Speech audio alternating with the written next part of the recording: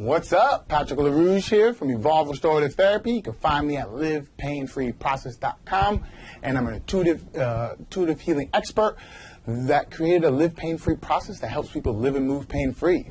What it does is it gets you to focus on what you need to do physically, balance out your mental state, and balance out your emotional state. And what happens is you start to live and move pain-free, as well as optimize your life, optimize your athletic performance, optimize everything that you want to do.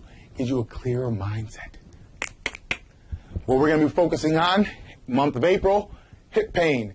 We're going to be foam rolling out your hips and getting your hips to become more of a movable object, getting your hips to want to open, want to fire, want to do the things that you need to do upon structuring yourself. Now remember, it's all about moving forward, right? It's always about moving forward. So what is the muscle that helps you move forward in life? Big one is your glutes. It helps you propel yourself. As a hip unit, it propels the hip forward. A lot of people have a lot of hip flexor tightness, so you have to learn how to get the glute to actually fire upon when it needs to against that always perpetual contracted hip flexor. So you have to consistently work with your hip flexor, number one, and get your glutes to fire. So we're going to be foam rolling just your glutes. Now, what your glutes are is the muscle that helps you propel forward. So it helps you propel forward, and it contracts and pushes you forward. What you have to do is now get that area to start opening. So what you're going to do is take your foam roller, and you're going to sit on it. People's common mistake is they just go up and down. They just roll. You do not want to just roll on this. What I want you to do is sit on it so your sit bones are nice and sturdy on it. Step over the other leg. Put your arm down, and once you put your arm down, depending how short you are, you can use a yoga block if you're not short enough. As soon as you put your arm down, one butt cheek is going to be on it. And once you now just relax and you hold on to this area, what's going to happen is the fascial system is going to allow you in. That's the common mistake. People just don't wait, because fascial system, remember, you need to warm this up. You need to get this to move.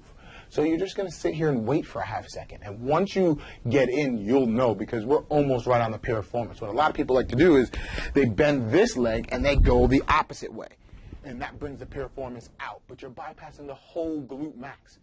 Get this naturally. And then slowly start allowing your body to move down while you're, see how I picked up my foot? Allow it to go down.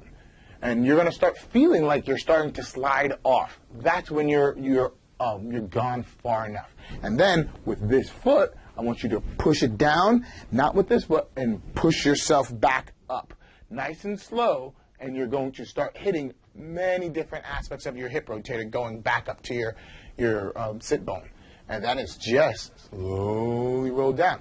So as you start to do this more and more, you can start hitting different angles as you're coming up.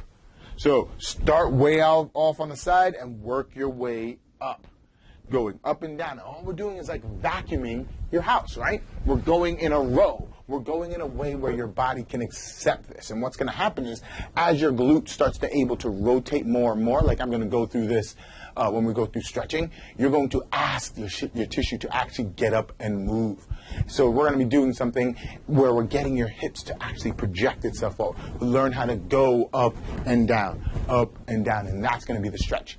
So I just gave you a teaser, by the way, about what we're going to be doing for stretching, but next week we're going to be doing trigger point work and getting that area to learn how to contract, because remember, it's all about sequencing. Always get to move first, contract, then communicate.